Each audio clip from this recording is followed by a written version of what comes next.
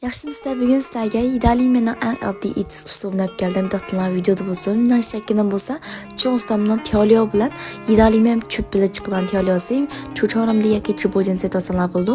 Qozon suv quyib suv qaynagandagi cho'pni savolimiz 8 minutdan 10 minut atrofda pishirib olsak bo'ldi. Suzib elib so'qsiz chayqab qo'yib qo'yamiz.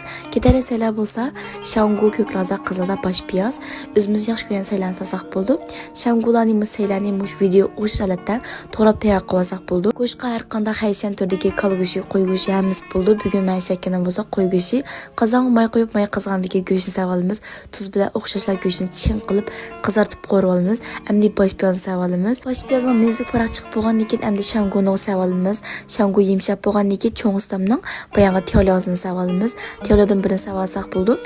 Taksiyatda qo'rib bo'lgandan keyin tuzdan yaxshi tetib, endi ko'klaza qizlarni savolimiz. Buningga boshqa tet qo'samaymiz, chunki qizlar shunga tuz ta'min etgan vaqtlarda sal diqqat qilib tuzni selanglar, chunki teoliyoning ichida tuz bor. Cho'pni silib ishga aralashtirib bo'lgandan keyin endi iste'mol qilsak bo'ldi. Cho'qim tiyenzamgan cho'q qiyilanglar qizlar uytishmandan bo'lsin, qo'llasildan bo'lsin, pilinjiga qo'llash ustidan oltiraqni gulan yalab qo'yinglar. Xayr xo'sh.